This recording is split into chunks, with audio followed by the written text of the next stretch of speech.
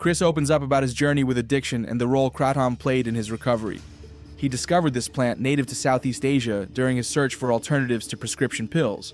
Kratom, he explains, offers benefits similar to opioids but without the high. A while back when I was hooked on pills, I came across Kratom. It's a 100% natural plant from Thailand, Indonesia, Malaysia. It works sort of like an opioid, but it's not a drug. So you're saying it's not a drug, though?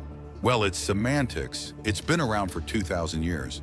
No one's ever done any studies on it being a drug. There have been studies as a supplement. The conversation turns to the government's attempts to classify Kratom as a Schedule I drug. Chris argues that lack of comprehensive studies should not lead to its prohibition. He shares his personal experience, highlighting its positive effects on his sobriety and life path. Now that I got sober and started taking Kratom, I feel great. My entire career is skyrocketing. Wow, that sounds crazy. So it mimics the effects of opioids? Sure, people feel like they're indestructible. Opiates were ruining my life. The host relates by sharing his own negative experience with opioids post-surgery. This shared understanding underscores the need for alternative solutions like Kratom. I took Vicodin once for knee surgery. I hated it. Chris's narrative exemplifies the potential of Kratom as a bridge to sobriety, yet he acknowledges the complexities involved in its regulatory scrutiny. His advocacy emphasizes the importance of a balanced dialogue to preserve Kratom's cultural heritage and explore its benefits within modern healing practices. Through his documentary, Chris aims to raise awareness, fostering understanding and responsible integration of traditional knowledge into contemporary contexts. Sure, but a big part of addiction, you gotta remember, is that we relapse. People relapse. If you can have something, it actually helps with alcohol withdrawals and alcohol cravings.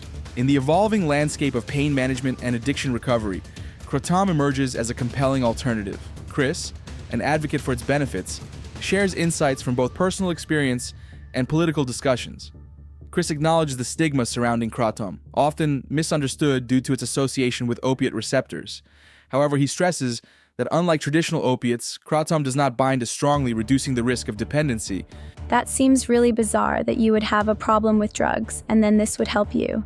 I would think that if you have a problem with drugs, you would want to stay away from anything that's sketchy. Despite skepticism, Chris details the diverse strains of Kratom, each designed for various uses. There are different strains of it. There's a strain called Bali, which is supposed to be good for anxiety and kind of calm you down. There's a strain called Green Malay, which is a good pre-workout. That's so strange to me. I thought they were going to tell me about an opiate type of effect, that it just mellows you out, but it doesn't. His personal commitment to Kratom comes from a desire to manage pain without resorting to pharmaceuticals. Not right now because I took Kratom before I